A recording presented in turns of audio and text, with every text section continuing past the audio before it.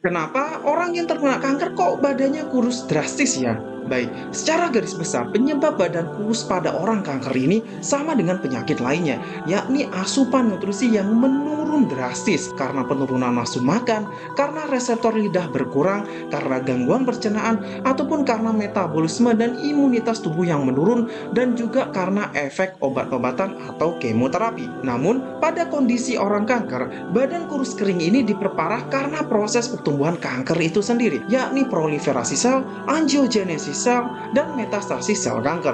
Jika dijelaskan itu sebagai berikut. Pertama, itu adalah proliferasi sel atau biasa disebut dengan proses sel kanker menyebar, di mana sel kanker yang tumbuh dengan cepat membutuhkan lebih banyak energi dan nutrisi daripada sel normal. Oleh karena itu, proses ini dapat menyebabkan peningkatan kebutuhan energi dan nutrisi dalam tubuh yang mengarah pada penurunan berat badan drastis tanpa sebab. Kedua, itu adalah proses angiogenesis sel atau proses pembentukan pembuluh darah baru kanker. Nah, pembentukan pembuluh darah baru ini membutuhkan energi dan nutrisi dari tubuh. Salah satunya adalah mengambil nutrisi dari pecahan lemak dan otot serta glukosa dari makanan yang kemudian bisa menyebabkan badan kurus kering. Dan terakhir itu adalah karena proses metastasis sel, yakni proses sel kanker menyebar ke organ lainnya. Proses ini melibatkan perjalanan sel kanker melalui sistem peredaran darah atau sistem limfatik. Selama metastasis, sel kanker dapat bersaing dengan sel normal untuk mendapatkan sumber daya, dan hal ini dapat menyebabkan penurunan berat badan pada orang yang kena kanker. Sehingga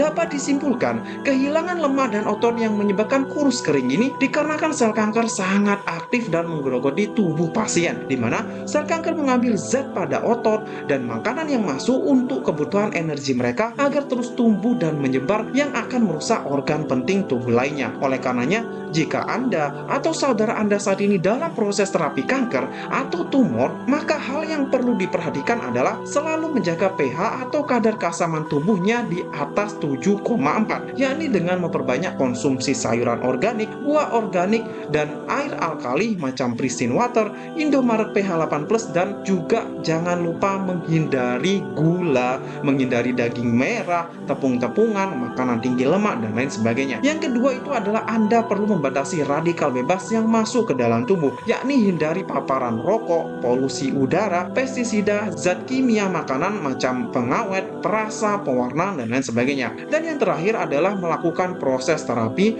untuk sel-sel yang sudah kadung rusak. Ibarat kata, jangan hanya bertahan, tapi juga perlu menyerang. Ada banyak tanaman apotik hidup atau herbal yang bisa Anda kombinasikan untuk memenuhi nutrisi pemulihan sel kanker. Di antaranya itu adalah jamur dewa, buah bit, jahe, mahkota dewa, kelor, daun pandan, buah apel, dan lain-lain. Mari bersama bebaskan Indonesia dari keganasan sel kanker. Semangat!